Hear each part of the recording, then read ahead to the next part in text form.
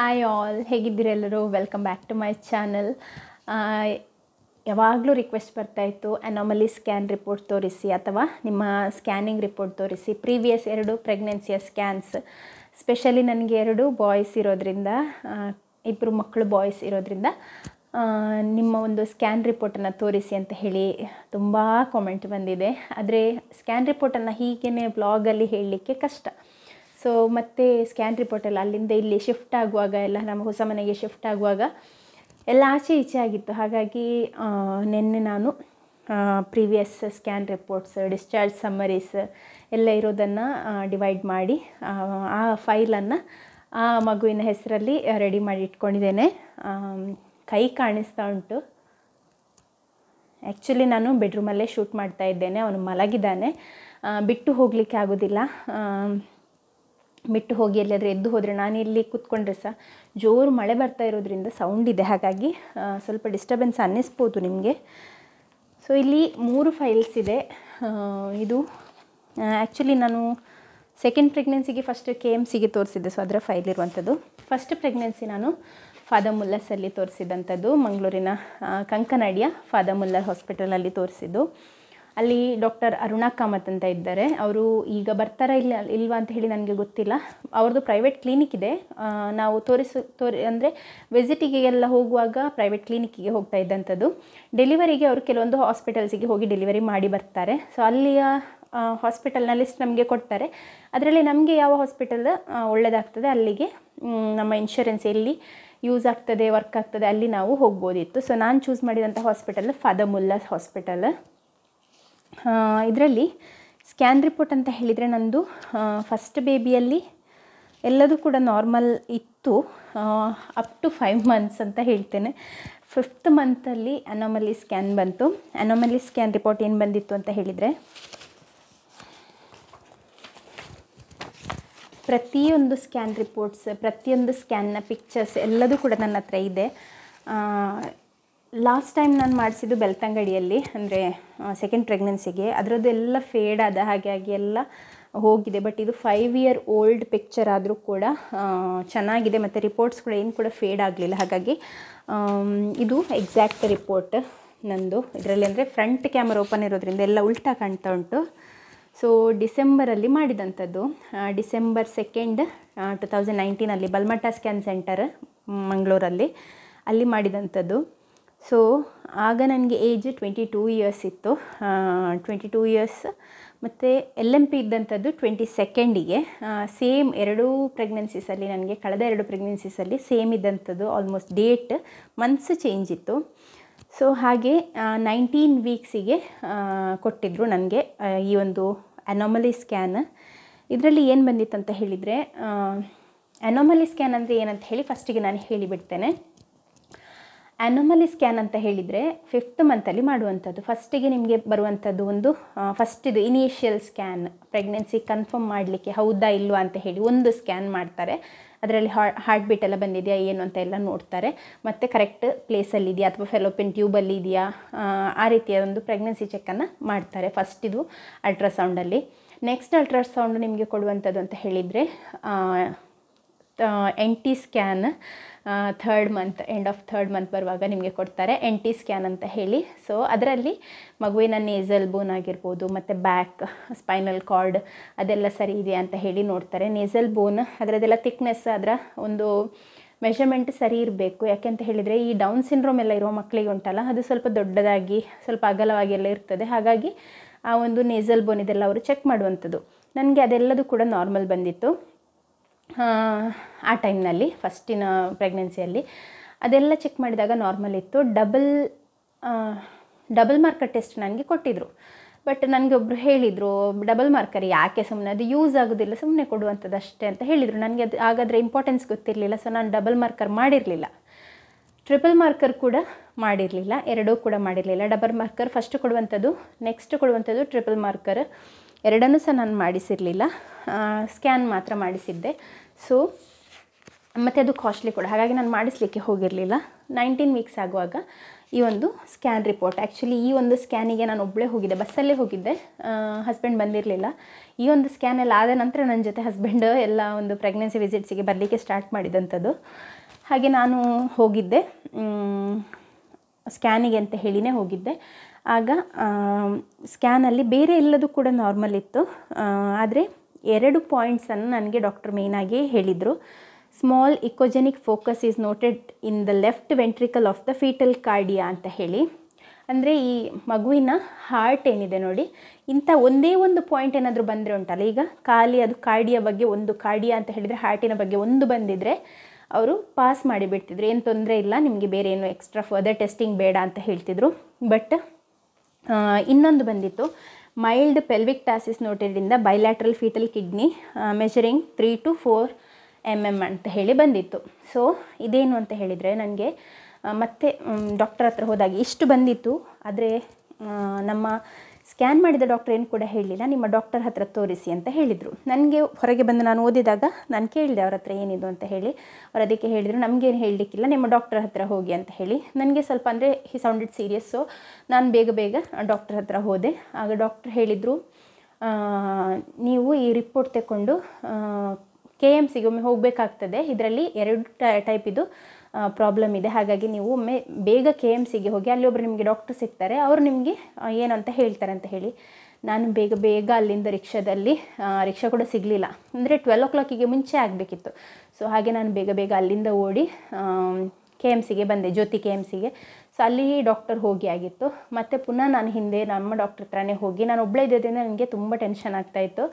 So ಅಂದರೆ first pregnancy, first time ಅಲ್ವಾ, ಏನೂ ಅಷ್ಟೊಂದು ಗೊತ್ತಿಲ್ಲ. ಹಾಗೆ ಪುನಃ ಓಡಿ ನನ್ನ ಡಾಕ್ಟರ್ ಹತ್ರನೇ ಹೋದೆ. ಅವ್ರು ಹೇಳಿದರು, ಇದಕ್ಕೆ ನಿಮಗೆ ಒಂದು ಸ್ವಲ್ಪ ಎಕ್ಸ್ಟ್ರಾ ಕೆಲಸ, ಅಂದರೆ ಎಕ್ಸ್ಟ್ರಾ ಟೆಸ್ಟ್ ಬೇಕಾಗ್ತದೆ, ನಾಳೆ ನೀವು ಬನ್ನಿ ಅಂತ ಹೇಳಿದರು. ಹಾಗೆ ನೆಕ್ಸ್ಟ್ ಡೇ ನಾನು ಮತ್ತು ಹಸ್ಬೆಂಡ್ ಸೇರಿ, ನೆಕ್ಸ್ಟ್ ಡೇ ಅಲ್ಲ, ನೆಕ್ಸ್ಟ್ ಥರ್ಸ್ಡೇ ಆ ರೀತಿಯಲ್ಲಿ ಏನೋ ಕೊಟ್ಟಿದ್ರು ನಮಗೆ ಅಪಾಯಿಂಟ್ಮೆಂಟ್. ಹಾಗೆ ಸೊ ಥರ್ಸ್ಡೇ ದಿನ ನಾವು ಜ್ಯೋತಿ KMCಗೆ ಹೋದಾಗ ಅಲ್ಲಿ ಒಬ್ಬರು ಡಾಕ್ಟರ್ ಸಿಕ್ಕಿದ್ರು. ಅವರಂದರೆ ಈ ಜೆನೆಟಿಕ್ ಮೆಡಿಸಿನ್ ಎಲ್ಲ ಬಗ್ಗೆ ಗೊತ್ತಿರುವವರು. ಅವರು ನಮ್ಮದೊಂದು ಕೇಸ್ ಸ್ಟಡಿ, ಒಂದು ಹಿಸ್ಟ್ರಿ ತಗೊಂಡ್ರು. ಅಂದರೆ ನಮ್ಮ ಫ್ಯಾಮಿಲಿಯಲ್ಲಿ ಯಾರಿಗಾದರೂ ಜೆನೆಟಿಕ್ ಡಿಸಾರ್ಡರ್ಸ್ ಇದೆಯಾ, ಅಥವಾ ನಾವು ರಿಲೇಟಿವ್ಸಾ, ನಾನು ಮತ್ತು ಹಸ್ಬೆಂಡ್ ಬ್ಲಡ್ ರಿಲೇಟಿವ್ಸಾ, ಆ ರೀತಿದೆಲ್ಲ ಕೇಳಿದರು. ಆಮೇಲೆ ಮಣಿಪಾಲಕ್ಕೆ ಕಳಿಸಿದರು. ಈ ಆಮ್ನಿಯೋಸಿಂಟಸಿಸ್ ಅಂತ ಹೇಳಿ ಒಂದು ಟೆಸ್ಟ್ ಮಾಡ್ತಾರೆ. ನಮ್ಮ ಹೊಟ್ಟೆಯ ಮೇಲಿಂದ ಸೂಜಿಯನ್ನು ಚುಚ್ಚಿ, ಅದು ನಮ್ಮ ಆಮ್ನಿಯೋಟಿಕ್ ಫ್ಲೂಯಿಡ್, ನಮ್ಮ ಮಗು ಇರುವಂಥ ಬ್ಯಾಗ್ ಇರ್ತದೆ ಅಲ್ವಾ, ನೀರಿನ ಬ್ಯಾಗ್, ಆ ಬ್ಯಾಗಿಗೆ ಅದನ್ನು ಪಾಸ್ ಮಾಡಿ ಅಲ್ಲಿಂದ ನೀರಿನ ಒಂದು ಸ್ಯಾಂಪಲ್ ತಗೊಳ್ಳುವಂಥದ್ದು. ಯಾಕೆಂದರೆ ಮಗುವಿನ ಜೆನೆಟಿಕ್ DNA ಅದರಲ್ಲಿ ಇರ್ತದಲ್ವ, ಸೊ ಅದನ್ನು ಟೆಸ್ಟ್ ಮಾಡಲಿಕ್ಕೆ ಅಂತ ಹೇಳಿ ತೆಗೆದಂಥದ್ದು ಆ ಟೈಮ್ನಲ್ಲಿ. ಸೊ ಆ ಒಂದು ಟೆಸ್ಟ್ ಇರುವಂಥದ್ದು ಖಾಲಿ ಮಣಿಪಾಲದಲ್ಲಿ. ಸೊ ಉಡುಪಿಗೆ ನೀವು ಹೋಗಬೇಕು, ಮಣಿಪಾಲಕ್ಕೆ ಹೋಗಬೇಕು ಅಂತ ಹೇಳಿದರು. ಅಂದರೆ ನನಗೆ ಈಗ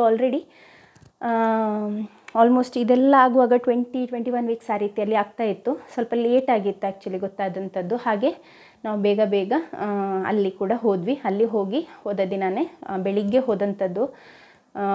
ಬೆಳಿಗ್ಗೆ ಹೋಗಿ ಈವ್ನಿಂಗ್ವರೆಗೆ ಆಗಿದೆ. ಸ್ಯಾಂಪಲ್ ತಗೊಂಡ್ರು. ಸ್ಯಾಂಪಲ್ ತಗೊಳ್ಳುವಾಗ ನೋವಾಯಿತು, ಹೊಟ್ಟೆಗೇ ದೊಡ್ಡ ಸೂಜಿ ಹಾಕ್ತಾರೆ. ಅಲ್ಟ್ರಾಸೌಂಡಲ್ಲಿ ನೋಡ್ತಾನೆ ಟೆಸ್ಟ್ ಮಾಡುವಂಥದ್ದು, ಅಂದರೆ ಮಗುವಿಗೆ ಎಲ್ಲಾದರೂ ಚುಚ್ಚಿದ್ರೆ ಅಂತ ಹೇಳಿ, ಮಗು ಎಲ್ಲಿದೆ ಅಂತ ಹೇಳಿ ನೋಡಿಕೊಂಡೆ ಒಂದು ಸೂಜಿಯನ್ನು ಪಾಸ್ ಮಾಡಿ, ದೊಡ್ಡ ಸೂಜಿ ಇರ್ತದೆ ಉದ್ದದ್ದು, ಸೊ ಅದನ್ನು ಪಾಸ್ ಮಾಡಿ ಹೊಟ್ಟೆಯ ಒಳಗಿನ ಆ ಒಂದು ಮಗುವಿನ ಸುತ್ತ ಇರುವ ನೀರನ್ನು ತೆಗೆಯುವಾಗ ಯಾವ ರೀತಿಯಲ್ಲಿ ಫೀಲ್ ಆಗ್ತದೆ ಅಂತ ಹೇಳಿದರೆ, ನಮ್ಮ ಬ್ಯಾಕ್ ಬೋನ್ ಉಂಟಲ್ಲ, ನಮ್ಮ ಸ್ಪೈನಲ್ ಕಾರ್ಡ್, ಅದನ್ನೇ ಎಳಿತಾ ಇದ್ದಾರೆ ಅನ್ನುವಂಥ ಒಂದು ಫೀಲಿಂಗ್ ಬರ್ತದೆ, ನೋವಾಗ್ತದೆ. ಮತ್ತು ಎಲ್ಲೋ ಒಬ್ಬರಿಗೆ, ಅಂದರೆ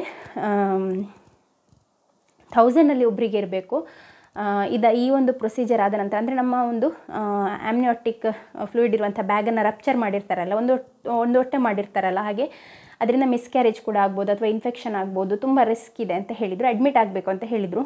ನಾವು ಆ ಹಾಸ್ಪಿಟಲ್ ನೋಡಿನೇ ನನಗೆ ತಲೆ ಸುತ್ತು ಬಂತು. ಅಂದರೆ ಎಲ್ಲ ಅಲ್ಲಲ್ಲಿಯೇ ಮಲ್ಕೊಂಡಿದ್ದಾರೆ ತುಂಬ ಜನ. ಮತ್ತು ನಿಲ್ಲೋದು ಅಂತ ಹೇಳಿದರೆ ನನಗೆ ನಿಜವಾಗ್ಲೂ ಆ ಟೈಮ್ನಲ್ಲಿ ನಮಗೆ ತಲೆಗೆ ಯಾವ ರೀತಿಯಲ್ಲಿ ಬರ್ತಾ ಇರ್ತದೆ ಅಂತ ಹೇಳಿದರೆ, ಏನು ಮಾಡೋದು ದೇವರೇ ಅನ್ನುವಂಥ ಒಂದು ಪರಿಸ್ಥಿತಿ. ಅಂದರೆ ನಿಮ್ಮ ಮಗು ಸರಿ ಇಲ್ಲ ಅಂತ ಒಬ್ಬರು ಹೇಳಿ ಅರ್ಧಂಬರ್ಧ ಆ ರೀತಿಯಲ್ಲಿ ಹೇಳಿಬಿಟ್ರೆ ಏನು ಮಾಡೋದಲ್ವ. ನನಗೆ ಏನೋ ಒಂಥರ ಕಾನ್ಫಿಡೆನ್ಸ್ ಆಗಲೂ ಕೂಡ ಈಗ ಇದ್ದ ಹಾಗೆಯೇ ನನ್ನ ಮಗುಗೆ ಏನಾಗಲ್ಲ, ಎಲ್ಲ ನಾರ್ಮಲ್ ಬರ್ತದೆ ಅಂತಲೇ ನನ್ನ ಒಂದು ಅಭಿಪ್ರಾಯ. ಸೊ ನಾನು ಕಾಮ್ ಆ್ಯಂಡ್ ಕೂಲಾಗಿದ್ದೆ, ಬಟ್ ಸ್ವಲ್ಪ ಟೆನ್ಷನ್ ಇತ್ತು. ಪ್ರೇಯರ್ ಮಾಡ್ಕೊಳ್ತಾ ಇದ್ದೆ ನಾನು ದೇವ್ರ ಹತ್ರ.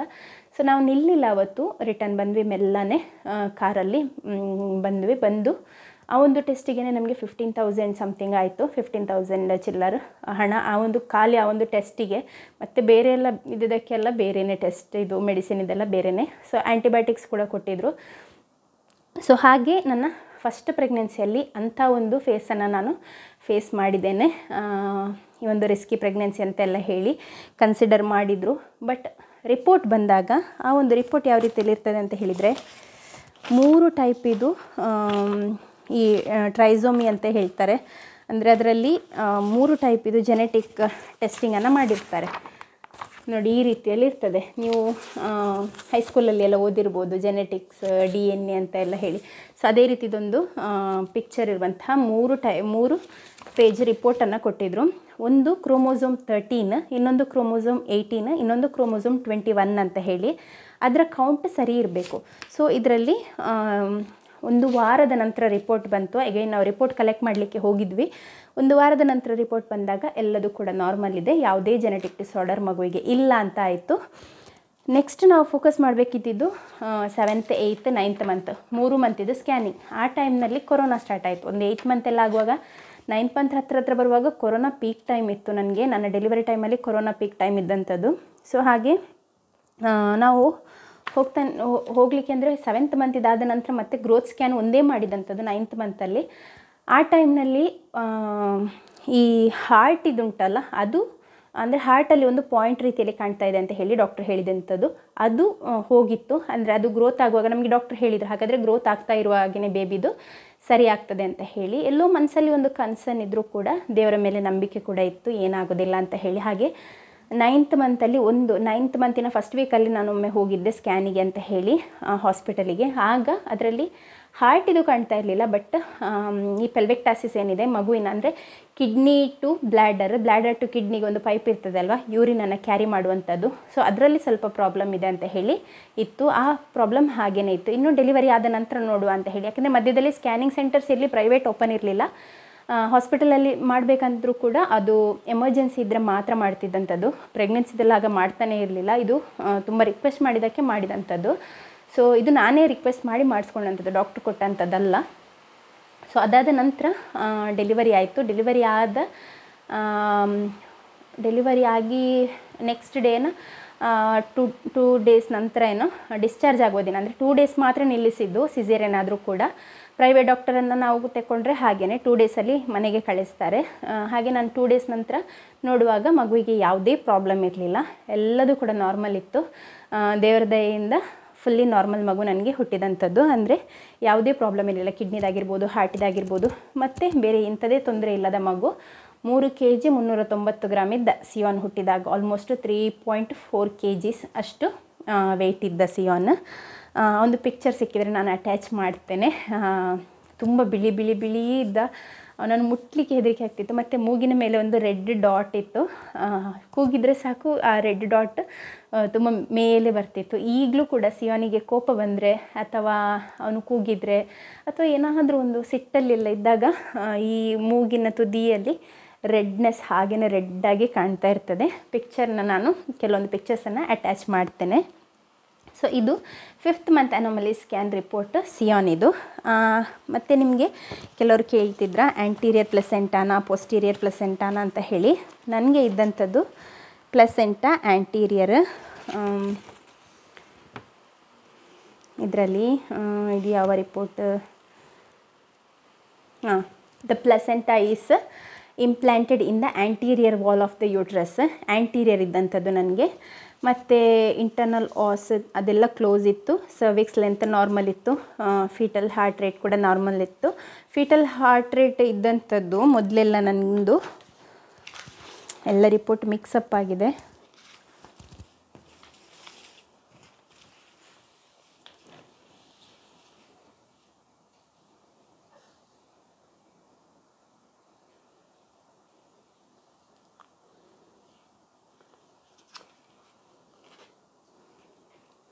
ಫೀಟಲ್ ಹಾರ್ಟ್ ರೇಟ್ ಇದ್ದಂಥದ್ದು 164 ಬೀಟ್ಸ್ ಪರ್ ಮಿನಿಟ್ ಆ ರೀತಿಯಲ್ಲಿತ್ತು. 160, 150 ಅದು ಚೇಂಜ್ ಆಗ್ತದೆ. ದ ಪ್ಲೆಸೆಂಟಾ ಇದ್ದದ್ದು 6 centimetre away from the internal as ಅಂತ ಹೇಳಿ ಇದೆ, OS. ಆಮ್ನಿಯೋಟಿಕ್ ಫ್ಲೂಯಿಡ್ ಎಲ್ಲದೂ ಕೂಡ ಅಡಿಕ್ವೇಟ್ ಆಗಿತ್ತು. ಸರ್ವಿಕಲ್ ಲೆಂಗ್ತ್ 3.5 ಸೆಂಟಿಮೀಟರ್ಸ್, ಮತ್ತು ಬೇರೆ ಎಲ್ಲದೂ ಕೂಡ ನಾರ್ಮಲ್ ಇತ್ತು. ಅಲ್ಲಿ ಏನು ಗೊತ್ತಾ, 5th ಮಂತ್ ಸ್ಕ್ಯಾನ್ ನೋಡಿ ಈ ರೀತಿಯಲ್ಲಿ ಎಷ್ಟು ಚೆಂದ ಕೊಡ್ತಾರೆ ಅಂತ ಹೇಳಿದರೆ ಎವ್ರಿ ಸಿಂಗಲ್ ಡೀಟೇಲ್ಸನ್ನು ಕೊಡ್ತಾಯಿದ್ರು ಪಲ್ಮಟ ಸ್ಕ್ಯಾನ್ ಸೆಂಟರ್. ತುಂಬ ಅಪ್ರಿಷಿಯೇಟ್ ಮಾಡ್ತೇನೆ ಅಲ್ಲಿನ ಡಾಕ್ಟರನ್ನು. ನಮಗೆ ತೋರಿಸೋದಾಗಿರ್ಬೋದು, ಡೀಟೇಲ್ಡ್ ರಿಪೋರ್ಟ್ ಕೊಡೋದಾಗಿರ್ಬೋದು, ಎವ್ರಿಥಿಂಗ್ ವಾಸ್ ಜಸ್ಟ್ ಅಮೇಝಿಂಗ್ ಆಯಿತಾ. ನನಗಂತೂ ತುಂಬ ಇಷ್ಟ. ಆದರೆ ಸೆಕೆಂಡ್ ಪ್ರೆಗ್ನೆನ್ಸಿನಲ್ಲಿ ನಾನು ಅಲ್ಲಿ ಮಾಡಿಸ್ಲಿಲ್ಲ. ಅಲ್ಲಿ ಅಂದರೆ ನಮ್ಮ ಟೈಮಿಗೆ ಅಕಾರ್ಡಿಂಗಾಗಿ ಅಡ್ಜಸ್ಟ್ ಆಗ್ತಾ ಇರಲಿಲ್ಲ. ಸೊ ಇದು ಸಿಯೋನ್ನ ಟೈಮ್ನಲ್ಲಿ ಇದ್ದಂಥ ರಿಪೋರ್ಟ್ಸ್. ಮತ್ತು ಎಲ್ಲದೂ ಕೂಡ ನಾರ್ಮಲ್ ಆಯಿತು. ಅವನು ಕೂಡ ನಾರ್ಮಲ್ ಇದ್ದ, ಹೆಲ್ದಿ ಬೇಬಿ ಇದ್ದ. ಸೊ ನಾವು ಡಿಸ್ಚಾರ್ಜ್ ಆಗಿ ಮನೆಗೆ ಬಂದಂಥದ್ದು. ಸೊ ಇಲ್ಲಿ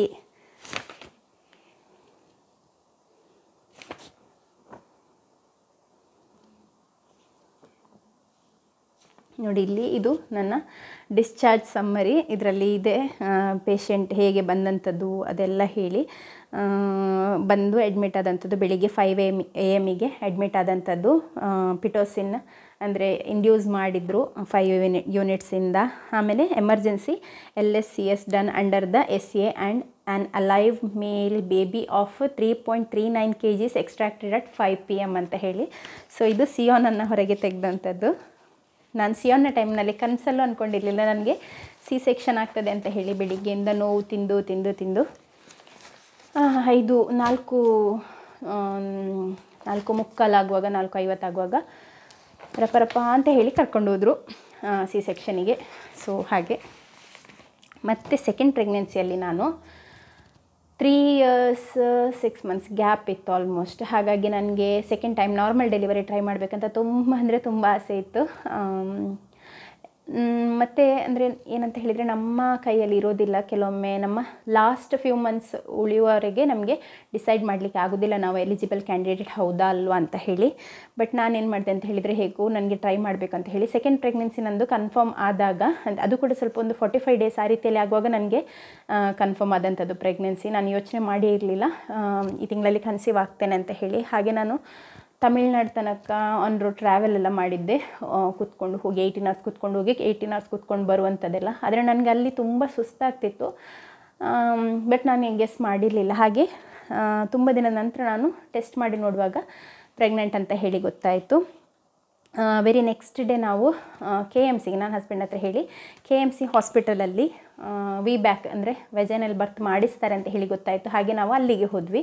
ಸೊ ಅಲ್ಲಿ ಹೋಗಿ ಫಸ್ಟ್ ಸ್ಕ್ಯಾನಲ್ಲಿ ಹಾರ್ಟ್ ಬೀಟ್ ಬಂದಿತ್ತು. ಹಾರ್ಟ್ ಬೀಟ್ ಫಸ್ಟಿಗೆ ಬಂದಿರಲಿಲ್ಲ. ನೆಕ್ಸ್ಟ್ ವೀಕಲ್ಲಿ ಬರಲಿಕ್ಕೆ ಹೇಳಿದರು. ನೆಕ್ಸ್ಟ್ ವೀಕ್ ಆಗುವಾಗ ನನಗೆ ಬ್ಲೀಡಿಂಗ್ ಸ್ಟಾರ್ಟ್ ಆಯಿತು. ತುಂಬ ಕ್ಲಾಟ್ಸ್ ಎಲ್ಲ ಹೋಗಲಿಕ್ಕೆ ಸ್ಟಾರ್ಟ್ ಆಯಿತು. ಸೊ ಹಾಗೆ ನಾನು ಹೋಪನ್ನೇ ಬಿಟ್ಟೆ. ನಾನು ಮನೇಲಿ ಕೂಡ ಹೇಳಿರಲಿಲ್ಲ, ಯಾರಿಗೆ ಸಹ ಹೇಳಿಲ್ಲ. ಹಸ್ಬೆಂಡಿಗೆ ಮಾತ್ರ ಹೇಳಿದ್ದೆ, ಮತ್ತು ಯಾರಿಗೆ ಸಹ ಹೇಳಿರಲಿಲ್ಲ. ಯಾಕೆಂದರೆ ಇಷ್ಟಿಷ್ಟು ದೊಡ್ಡ ಕ್ಲಾಟ್ಸ್ ಹೋಗ್ತಾಯಿತ್ತು ನನಗೆ. ಅಂದರೆ ಎವ್ರಿ ಮಂತ್ ಪೀರಿಯಡ್ಸ್ ಆಗುವಾಗ ಯಾವ ರೀತಿಯಲ್ಲಿ ಬ್ಲೀಡಿಂಗ್ ಆಗ್ತಾಯಿತ್ತಲ್ಲ, ಸೊ ಅದೇ ರೀತಿಯಲ್ಲಿ ನನಗೆ 3 months ಕಂಪ್ಲೀಟ್ ಆಗುವವರೆಗೆ ಕೂಡ ಅಂದರೆ ಒಂದು 3 to 4 days ಎವ್ರಿ ಮಂತಲ್ಲಿ ಬ್ಲೀಡಿಂಗ್ ಆಗ್ತಾಯಿತ್ತು. ಸೊ ಹಾಗೆ ನಾನು ಯಾರಿಗೆ ಕೂಡ ಹೇಳಿರಲಿಲ್ಲ. ಫಸ್ಟಿಗೆ ನಾನು KMCಗೆ ಹೋಗಿ ತೋರಿಸಿದೆ. ಅಲ್ಲಿ ಒಂದು ಟೆಸ್ಟ್ ಎಲ್ಲ ಮಾಡಿದರು ಅಂತ ಹೇಳಿದ್ರಿ. ಜಸ್ಟ್ ಬ್ಲಡ್ ಟೆಸ್ಟಿಗೆ ನನಗೆ 5,500. ಮತ್ತು ನಾನು ಅಂದ್ಕೊಂಡೆ ಇಲ್ಲಿ ಇನ್ನೂ ತೋರಿಸಿದರೆ ಆಗಲಿಕ್ಕಿಲ್ಲ ಅಂತ ಹೇಳಿ. ತುಂಬ ಅಂದರೆ ತುಂಬ ಕಾಸ್ಟ್ಲಿ ಜ್ಯೋತಿ KMC. ಹಾಗೆ ಇನ್ನಿಲ್ಲಿ ತೋರಿಸಿದ್ರೆ ಆಗಲಿಕ್ಕಿಲ್ಲ ಅಂತ ಹೇಳಿ ನನ್ನನ್ನು ಮೊದಲಿನ ಡಾಕ್ಟರ್ ಅರುಣಾ ಕಾಮತ್ ಇದ್ದಾರಲ್ಲ ಅವ್ರ ಹತ್ರನೇ ಹೋದೆ. ಸೊ ಅಲ್ಲಿ ನಾನೊಂದು 6 to 7 monthsವರೆಗೆ ಅವ್ರ ಹತ್ರನೇ ತೋರಿಸಿದ್ದು, ಅಂದರೆ ಈ ಡೇಲನ್ನ ಪ್ರೆಗ್ನೆನ್ಸಿಯಲ್ಲಿ. ಸೊ ಅವರು ಹಾಗೆಯೇ ಬೇರೆ ಎಲ್ಲದೂ ಕೂಡ ನಂದು ರಿಪೋರ್ಟ್ಸ್ ಆಗಿರ್ಬೋದು, ಬ್ಲಡ್ ವರ್ಕ್ ಎಲ್ಲ ನಾರ್ಮಲ್ ಇತ್ತು. ಬಟ್ ಅಯನ್ ಲೆವೆಲ್ ಸ್ವಲ್ಪ ನನಗೆ ಆ ಟೈಮ್ನಲ್ಲಿ ತುಂಬ ಕಡಿಮೆ ಇತ್ತು. ಹಾಗಾಗಿ ಅಯನ್ ಇಂಜೆಕ್ಷನ್ಸ್ ಎಲ್ಲ ತಗೊಳ್ಬೇಕಂತ ಹೇಳಿದರು.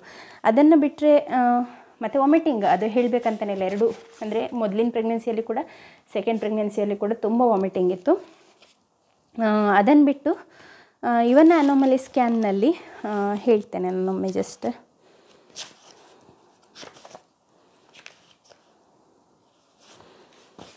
ಡೇಲನ್ನ ಟೈಮ್ನಲ್ಲಿ ನಾನು ತಪ್ಪದೆ ಏನು ಡಬಲ್ ಮಾರ್ಕರ್ ಟೆಸ್ಟನ್ನು ಮಾಡಿಸಿದ್ದೆ. ಸೊ ಡಬಲ್ ಮಾರ್ಕರ್ ಟೆಸ್ಟ್ ಕೂಡ ಇದರ ರಿಪೋರ್ಟ್ ಡಬಲ್ ಮಾರ್ಕರ್ ಟೆಸ್ಟ್ ಕೂಡ ಎಲ್ಲ ನಾರ್ಮಲ್ ಬಂದಿತ್ತು. ಯಾಕೆಂತ ಹೇಳಿದರೆ ಎಲ್ಲಿಯಾದರೂ ರಿಸ್ಕ್ ಇದ್ದರೆ ಪುನಃ ಒಮ್ಮೆ ಆಮ್ನಿಯೋಸೆಂಟಸಿಸ್ ಮಾಡಿಸಬೇಕು ಅಂತ ಹೇಳಿದರೆ ಆ ಒಂದು ಚಾನ್ಸ್ನ ನಾನು ತಗೊಳ್ಳೋದಿಲ್ಲ ಅಂತ ಹೇಳಿ ಡಬಲ್ ಮಾರ್ಕರ್ ಟೆಸ್ಟನ್ನು ನಾನೇ ಡಾಕ್ಟರ್ ಹತ್ರ ಕೇಳಿ ಯಾವ ವೀಕಲ್ಲಿ ಮಾಡಿಸಬೇಕು ಅಂತ ಕೇಳಿ ತಗೊಂಡಿದ್ದೆ. ಸೊ ಇದಾದಮೇಲೆ ನೆಕ್ಸ್ಟ್ ಬಂದಂಥದ್ದು 5th ಅನಾಮಲಿ ಸ್ಕ್ಯಾನ್. ಎಲ್ಲ ರಿಪೋರ್ಟ್ ಆಚೆ ಈಚೆ ಆಗಿದೆ ಅಂತ ನಾನೆಲ್ಲ ಸರಿ ಮಾಡಿ ಇಟ್ಟಿದ್ದೆ. ಈ ಮಕ್ಕಳು ಕೈ ಹಾಕಿದ್ರೆ ಉಂಟಲ್ಲ ಎಂತ ಸಿಗೋದಿಲ್ಲ.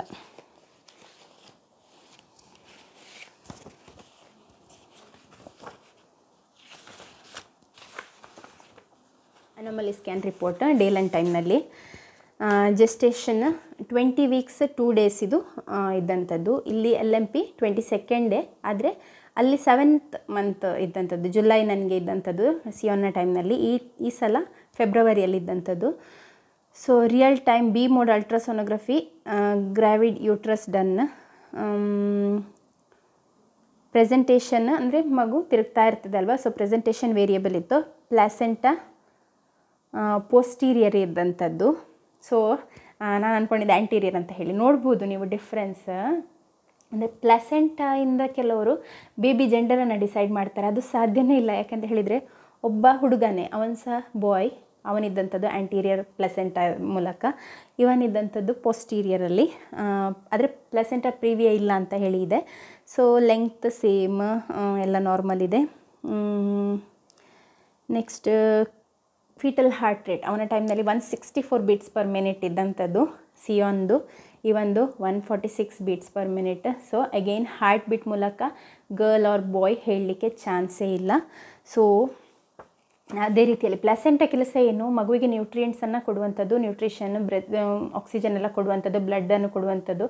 ಅದನ್ನು ಬಿಟ್ಟರೆ ಅದರಿಂದ ನಮಗೆ ಕ್ಯಾಲ್ಕುಲೇಟ್ ಮಾಡಲಿಕ್ಕೆ ಆಗೋದಿಲ್ಲ. ಮತ್ತು ಫುಟ್ ಲೆಂತ್ ಕೆಲವೊಂದೆಲ್ಲ ಕೊಟ್ಟಿದ್ದಾರೆ ಇದರಲ್ಲಿ. ಬಟ್ ಅಂಥ ಒಂದು ಏನು ಹೇಳ್ತಾರೆ ಕನ್ಸರ್ನಿಂಗ್ ಫ್ಯಾಕ್ಟ್ಸ್ ಏನು ಕೂಡ ಇರಲಿಲ್ಲ. ಎಲ್ಲ ರಿಪೋರ್ಟ್ ಕೂಡ ನಾರ್ಮಲ್ ಇತ್ತು 5th ಮಂತಲ್ಲಿ. ಸೊ ಇನ್ನು ಬರುವಂಥದ್ದು ನನ್ನ ಈಗಿನ ರಿಪೋರ್ಟ್. ಸೊ ಅದಾದ ನಂತರ 9th ಮಂತ್ ಎಲ್ಲ ಸ್ಕ್ಯಾನ್. ಅದಾದ ನಂತರ 8th ಮಂತ್ ನಂತರ ನಾನು ಜ್ಯೋತಿ ಹಾಸ್ಪಿಟಲ್ನಲ್ಲಿ ತೋರಿಸ್ತಾ ಇದ್ದೆ, ಬೆಳ್ತಂಗಡಿ ಲೈಲಾ. ಅಲ್ಲಿ ಡಾಕ್ಟರ್ ಅನುಜ ಅಂತ ಹೇಳಿದರು. ಅವರು ನನ್ನ ಡೆಲಿವರಿ ಮಾಡಿಸಿದಂಥದ್ದು. ಮಂಗಳೂರು ದೂರ ಆಗ್ತದೆ ಅಂತ ಹೇಳಿ ನಾನು, ಮತ್ತು ತುಂಬ ಕಾಸ್ಟ್ಲಿ ಆಗ್ತದೆ. ಮಂಗಳೂರಿಗೆ ಹೋದರೆ ನಾನು ಲಾಸ್ಟಲ್ಲಿ ಹೋಗಿ ಕೇಳಿದೆ. ಎಲ್ಲಿ ಕೂಡ ಕೆಲವೊಂದು ಕಡೆ ಇನ್ಶೂರೆನ್ಸ್ ನಮ್ಮದು ಆಗ್ತಾ ಇರಲಿಲ್ಲ. ಇನ್ಶೂರೆನ್ಸ್ ಆದಲೇ ಡಾಕ್ಟ್ರ್ ಬರ್ತಾ ಇರಲಿಲ್ಲ. ಹಾಗಾಗಿ ಇನ್ನೂ ರಿಸ್ಕ್ ಬೇಡ, ಮತ್ತು ದೂರ ಕೂಡ ಆಗ್ತದೆ. ಸಿಯೋನ್ ಕೂಡ ಚಿಕ್ಕವನಿದ್ದಲ್ಲ, ಹಾಗೆ ಟ್ರಾವೆಲಿಂಗಿಗೆ ಸಹ ಕಷ್ಟ ಆಗ್ತದೆ ಅಂತ ಹೇಳಿ ಜ್ಯೋತಿ ಹಾಸ್ಪಿಟಲ್ ನಮಗೊಬ್ಬರು ಸಜೆಸ್ಟ್ ಮಾಡಿದರು. ಹಾಗೆ ಅಲ್ಲಿ ಹೋಗಿ ನಾನು ಅಲ್ಲಿ ಡೆಲಿವರಿ ಆದಂಥದ್ದು. ಅಲ್ಲಿ ನನಗೆ ಆಲ್ಮೋಸ್ಟ್ 66,000 ಆ ರೀತಿಯಲ್ಲಿ ಏನೋ ಆಯಿತು ಡೆಲಿವರಿಗೆ. ಬಟ್ ಮಂಗಳೂರಲ್ಲಿ ನನಗೆ 1,60,000 ಹೇಳಿದರು ಅರ್ಧದಲ್ಲಿ. ಅಂದರೆ ಒಂದು ಪಾರ್ಟಲ್ಲಿ ನಂದು ಡೆಲಿವರಿ ಮುಗೀತು 60,000 ಚಿಲ್ಲರಲ್ಲಿ. ಸೊ ಇದಾದ ನಂತರ ನನ್ನ 3rd ಪ್ರೆಗ್ನೆನ್ಸಿ ಅನ್ಎಕ್ಸ್ಪೆಕ್ಟೆಡ್ ಪ್ರೆಗ್ನೆನ್ಸಿ ಆದರೂ ಕೂಡ ಅಂದರೆ ನಾನು ಕ್ಯಾಲ್ಶಿಯಂ ಅಯನ್ ಟ್ಯಾಬ್ಲೆಟ್ ಸಿಯೋನ್ನ ಟೈಮಿಂದ, ಸಿಯೋನ್ಗೆ ಡೆಲಿವರಿ ಆದಾಗಿಂದ ನನಗೆ ಡಾಕ್ಟ್ರ್ ಹೇಳಿದರು, ಬ್ರೆಸ್ಟ್ ಫೀಡಿಂಗ್ ನೀವು ಎಷ್ಟು ತನಕ ಮಾಡಿಸ್ತೀರ ಅಷ್ಟು ತನಕ ನೀವು ಕ್ಯಾಲ್ಶಿಯಂ ಮತ್ತು ಅಯನ್ ಟ್ಯಾಬ್ಲೆಟ್ಸ್ ತೊಗೊಳ್ಬೇಕು ಅಂತ ಹೇಳಿ. ಸೊ ನಾನು ಕಂಟಿನ್ಯೂ ಮಾಡ್ತಾನೇ ಇದ್ದೆ. ಹಾಗಾಗಿ ನನಗೆ ಅಯನ್ ಡೆಫಿಷಿಯನ್ಸಿ ಏನು ಇರಲಿಲ್ಲ. ಹಾಗಾಗಿ ಇವಾಗ ಪರವಾಗಿಲ್ಲ. ಹಿಮೋಗ್ಲೋಬಿನ್ ಎಲ್ಲ ನಂದು 11 ಅಷ್ಟು ಇದೆ.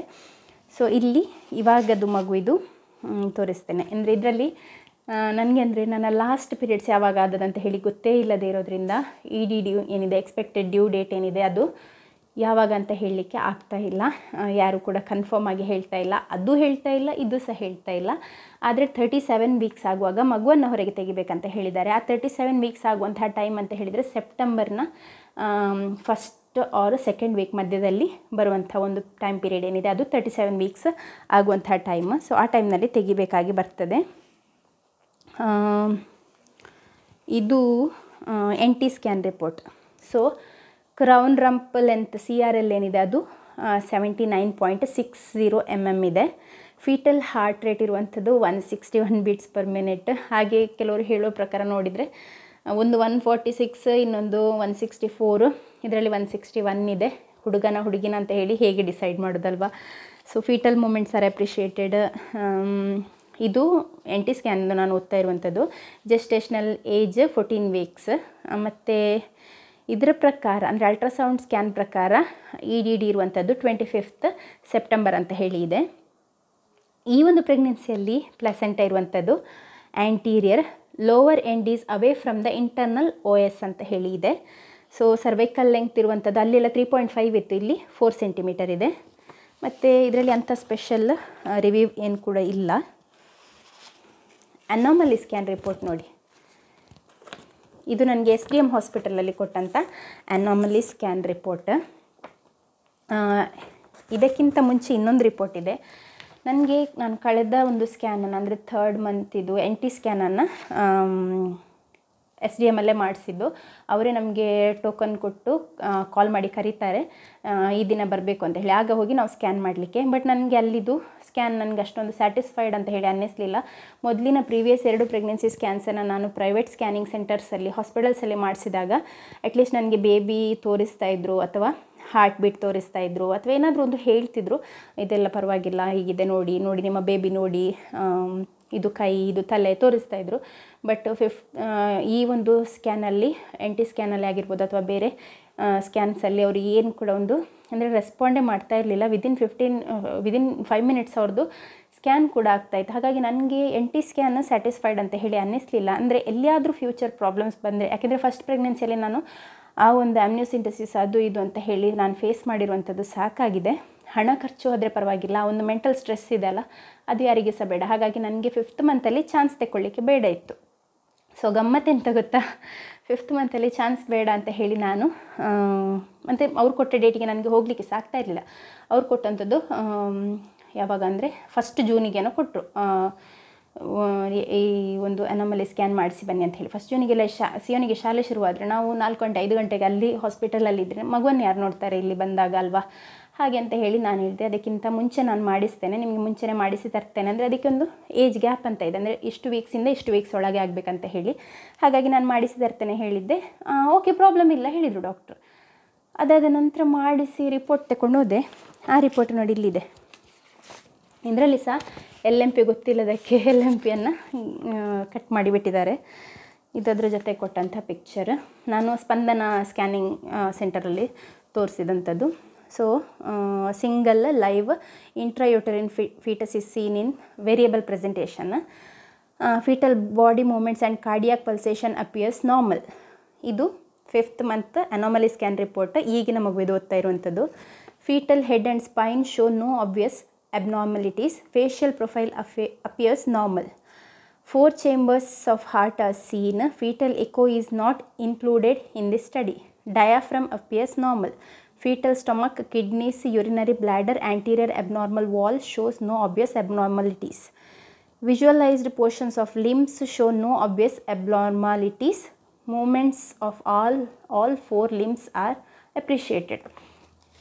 ಇದೇ ನನಗೆ ಬೇಕಿದ್ದಿದ್ದು. ಅಂದರೆ ನನಗೆ ನನ್ನ ಮಗುವಿನ ಕೈ, ಕಾಲು, ತಲೆ, ಕಣ್ಣು, ಉಳಿದೆಲ್ಲ body parts 5th month scan ಆಗುವಾಗ ಎಲ್ಲದು ಡೆವಲಪ್ ಆಗಿರ್ತದೆ. ಇನ್ನೇನಿದ್ರು ಮಗುವಿನ ಗ್ರೋತ್ ಆಗುವಂಥದ್ದು, ಬೆಳವಣಿಗೆ ಆಗುವಂಥದ್ದು ಅಷ್ಟೇ. ಉಳಿದೆಲ್ಲ ಪಾರ್ಟ್ಸ್ ಆದರೆ ಫಸ್ಟ್ ನಿಮಗೆ ಹೋದಾಗ ಏನು ಕಾಣ್ತದೆ, ಹಾರ್ಟ್ ಮಾತ್ರ ಕಾಣ್ತದೆ, ಹಾರ್ಟ್ ಬೀಟ್ ಮಾತ್ರ ಕಾಣುವಂಥದ್ದು ಅಲ್ವಾ.